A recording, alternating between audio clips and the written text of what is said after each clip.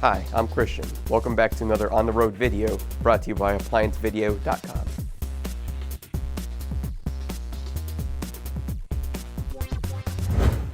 Today we're working on a KitchenAid over-the-range microwave. We have uninstalled the microwave and set it on the countertop. The customer's complaint is whenever they go to use the microwave, it is not heating and it's putting out this loud humming sound. So that sound is actually coming from the Magnatron, which is the heating element. That's what produces the microwaves. So that's going to be replaced today. Now, whenever the Magnatron is replaced, so is the high voltage diode. Stop. Before beginning any repair, always be sure to disconnect the power to the appliance. It is also recommended to test the outlet for proper voltage. The tools you would need to complete this repair are a pair of needle nose pliers, a small ratchet, a Phillips screwdriver, a flat blade screwdriver, a number 20 Torx, a number 10 Torx, or all of the bits incorporated with a drill. First step we're going to do is disconnect the power to the microwave. Once we've done that, we're going to remove two Phillips style screws on the far left and right corner. That's actually what secures the grill into place.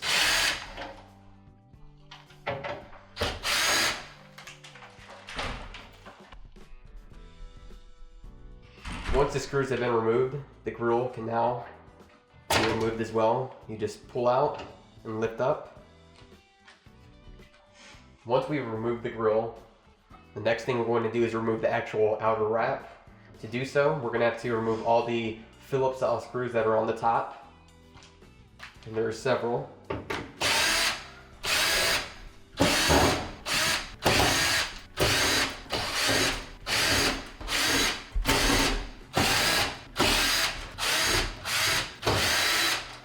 Once all the screws from the top have been removed, we can now remove the two sub panels. One is to secure the blower motor in place, and it just lifts right off. And the other one is to secure the power cord into place. So this one you lift up at an angle and then pull out. Now we're going to remove the 8 Phillips style screws that are securing the back panel to the actual wrap. They're all along the sides, just the left and the right and the top.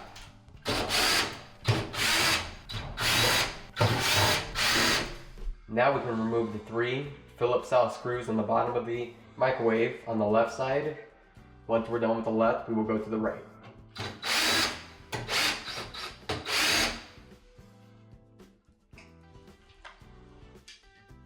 Once all the screws have been removed, we can now remove the outer shell.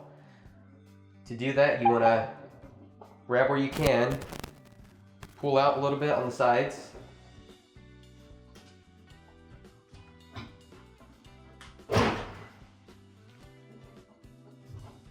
Pull it towards you. Once it's loose, you can go ahead and lift it off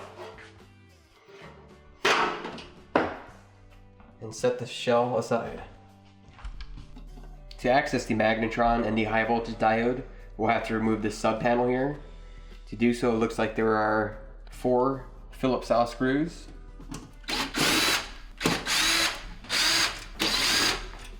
Once they've been removed,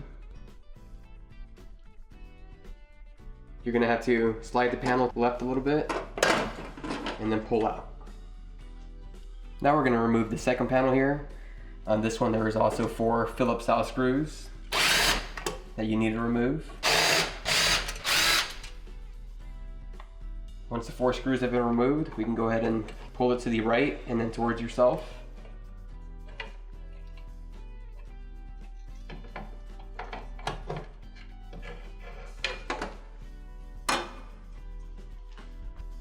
Once we've removed the second panel, now we want to remove the touchpad panel here.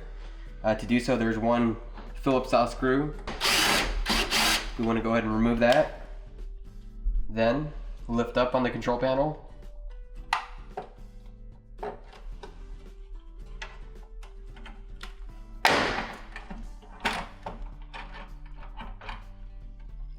We're going to disconnect this one white, red, and black wire harness to give us a little more room.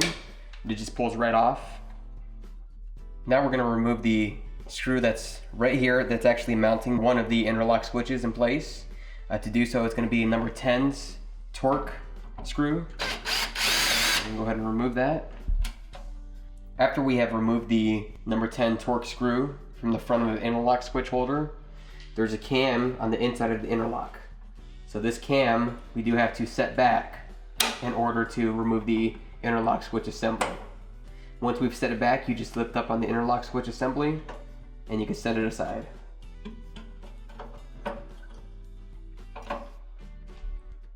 Once the micro switch assembly is out of place, we can remove this ductwork here. There's one Phillips style screw that's securing that ductwork into place.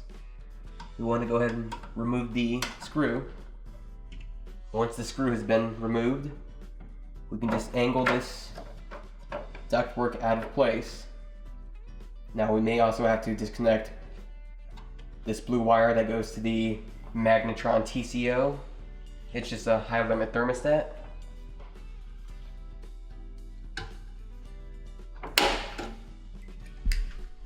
Next, we want to remove the air duct out of here. So to do so, you're going to have to manipulate it to get it out of its space.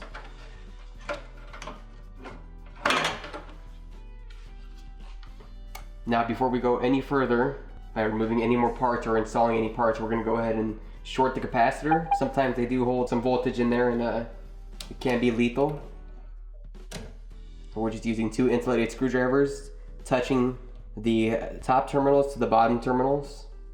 The next step we're going to do is to remove the diode. To do so, there is one Phillips style screw securing the diode to ground. So you want to go ahead and remove that screw.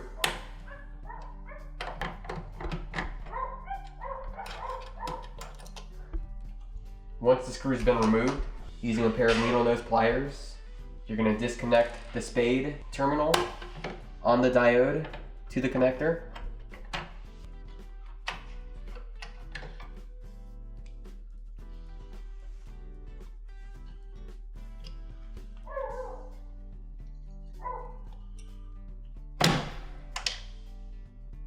Now we're installing the new diode.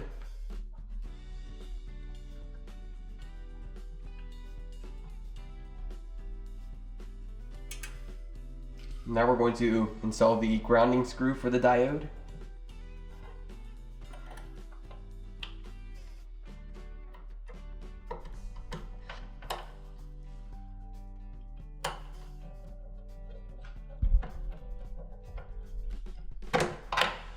Now we're going to remove the black wire to the thermostat, the Magnatron thermostat. There's a little clip that you have to depress in, and then you pull out, just like that. Now there's 2 Phillips style screws that is mounting the thermostat to the Magnatron. So those have to be removed.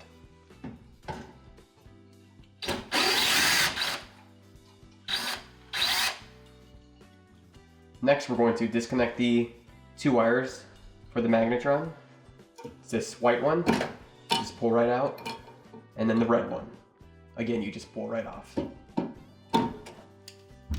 To remove the Magnatron, we have to remove the 4 number 20 Torx screw. There's 4 of them, 2 on each side.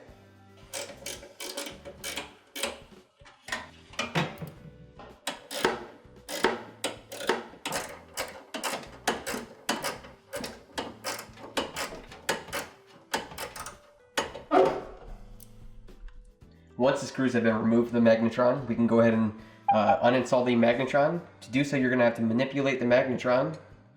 It is a very tight fit to get it out.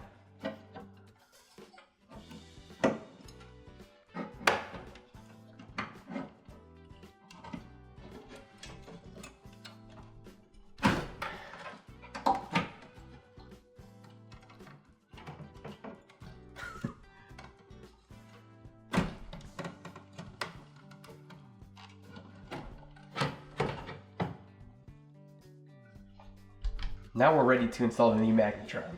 Just like the old one that you had to get out, you're going to have to manipulate your space to install the new one.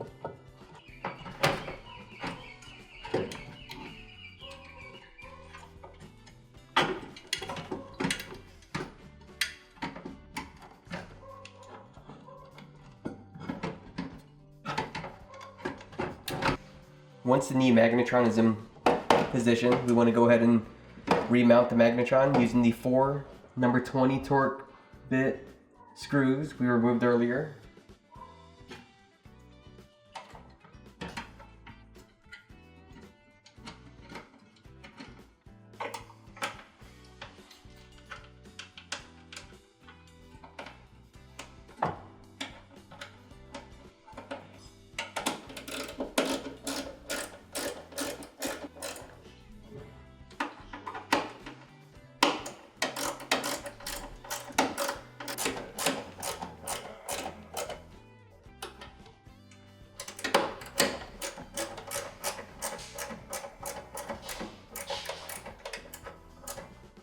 Now we're ready to reconnect the 2 spade connectors that go to the magnetron. It doesn't matter what way they're connected, they're just sending power to the magnetron. You just go ahead and push them on. Once the wires are back onto the magnetron, the next step is to remount the magnetron TCO, which is the thermostat, and that's using the 2 Phillips style screws that you used earlier.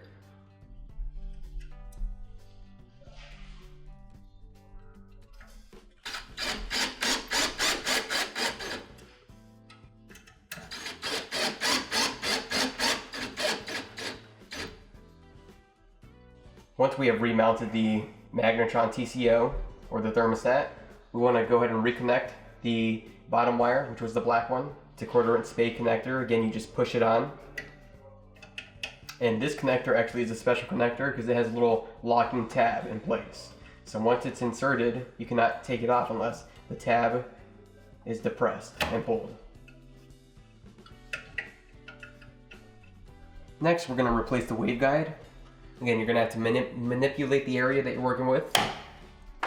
So just kind of wiggle the waveguide in there.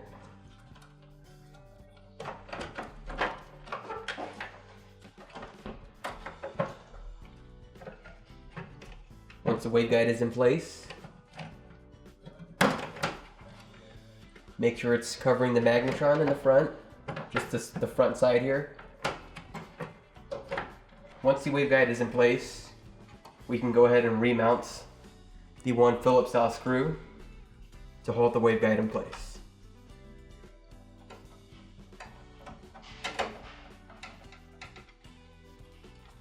Once the waveguide has been reinstalled, we can go ahead and attach the top spade terminal to the magnetron thermostat, and it just pushes right on.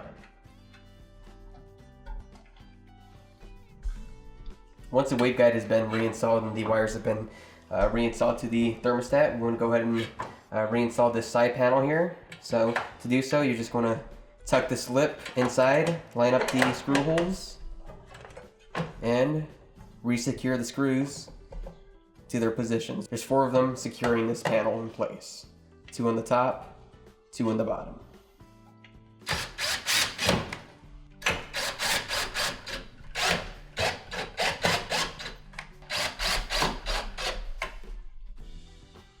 Now we're going to reinstall the second side panel. So you're going to try to line it up as best you can. And there's a slip that's going to get tucked into or behind the first panel's lip. So once it's in place, you can go ahead and resecure the panel with the 4 screws.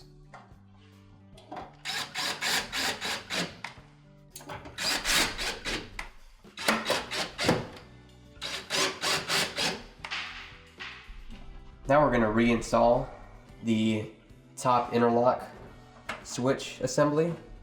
To do so, we have to position it in place. Once it's in place, we do have to pull the cam back up into its original position. So, to do so, there's a white little lever in here. You're just going to lift up on the lever.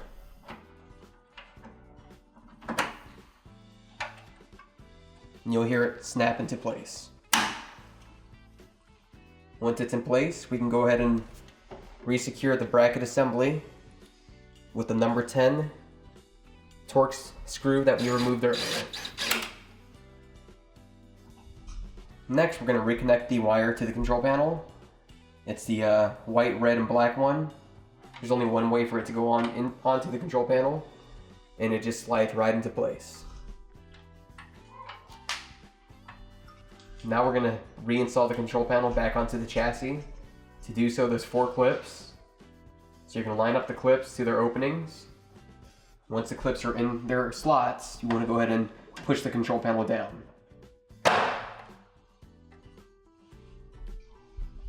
Once the control panel is in its position, we wanna go ahead and re-secure the control panel with the Phillips style screw we removed earlier.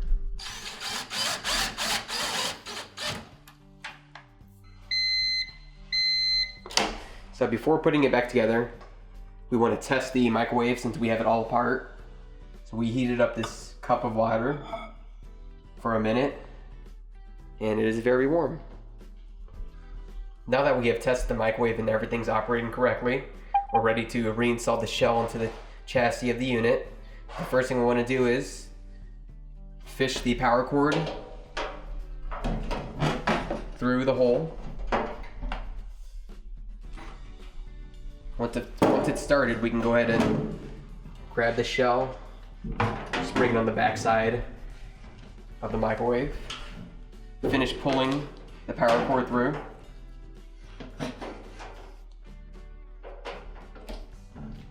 Once that's done, we can go in and start putting the shell back to its original position.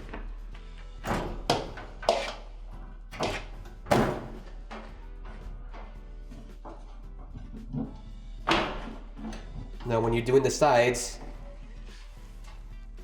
you want to make sure that the bottom lip is inside of the black or the gray panel at the bottom. And push it forward. It should be flush. And the same with the left side.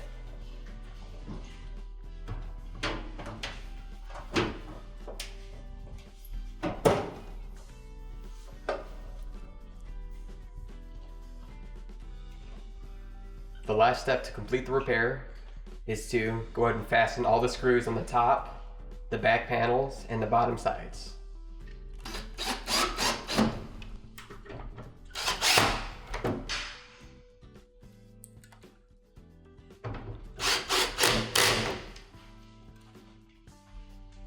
Now we've installed all other pieces and cosmetic parts on the microwave besides the grill. So we're going to go ahead and reinstall the grill. There's 2 Phillips style screws on each corner. And once the grill has been installed, this will wrap up the repair.